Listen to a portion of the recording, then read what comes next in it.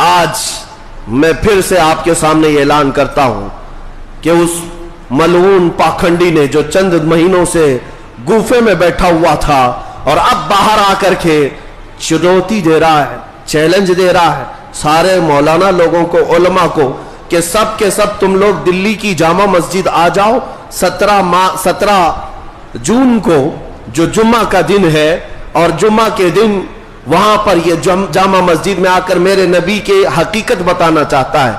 नाउज़ु बिल्लाहि मिन ज़ालिक। उस खबीस मलून से कहता हूं जितने गीदड़ है सब लेकर के आए, इंशाअल्लाह ये फकीर हाजिर होगा।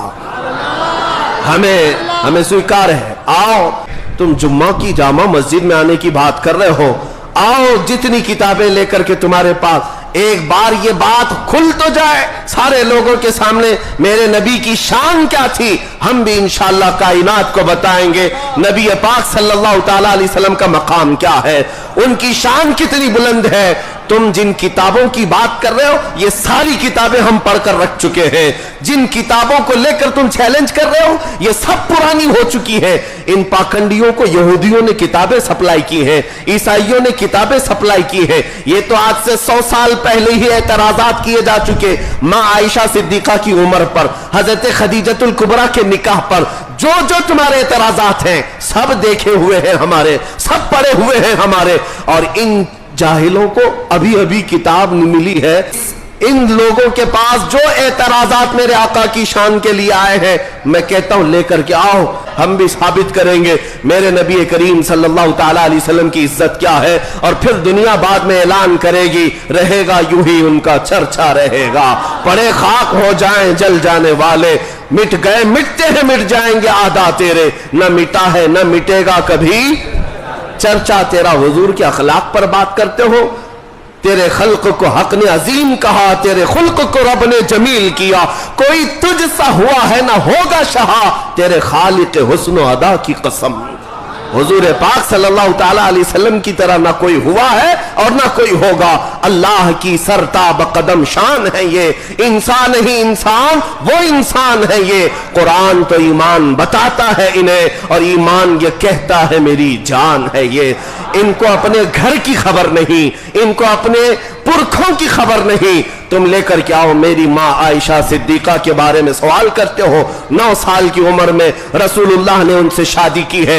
मैं फिर तारीख लेकर के आता हूँ, फिर बताता हूँ 6 साल की बच्ची से किसने निकाह किया था, 8 साल की बच्चियों से कौन कौन निकाह किया है, 10 साल की बच्चियों से कितने तुम्हारे आबा व अजदाद ने निकाह किया है। निकाह तो क्या और ऐसे ही घर चलाए हैं सब। मैं भी तारीख लेकर के आता हूँ इंशाअल्लाह लजीज। आज के उर्से ताजुश शरिया में मेरे आने का मकसद यही था कि उस खबीस ने हमारी इस रग को फड़काया है जो नबी करम सल्लल्लाहु अलैहि वसल्लम के नाम पर चलती है। और अगर तुमने ये समझ रखा है कि कोई तुम्हारा जवाब देने वाला हिंदुस्तान में नहीं है तो ये तुम्हारी खाम ख्याली। ऐसे हजारों बच्चे हर मोहल्ले से मेरे नबी के लिए जान देने के लिए तैयार हैं।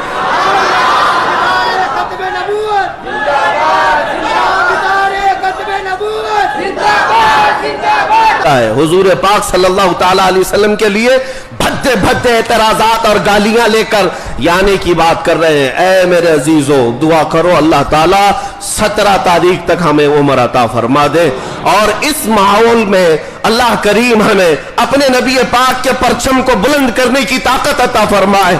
और जब तक हम जिंदा रहे हमारी जान और हमारे खून का हर कतरा नबी पाक के कदमों पर कुर्बान हो जाए इंशाअल्लाह अज़ीज। इंशाअल्लाह मैं आपको ये बताता हूँ, इन गीदड़ों का हाल बरसों से हमने देखा है। ये अपने गुफे में बैठकर चीख तो सकते हैं। देखते हैं जुमा का दिन 17 तारीख जून 2022 के लिए इन्होंने चुनौती दी है, उलमा को बुलाया है, फकीर तन्हा हाजिर होने के लिए तैयार है।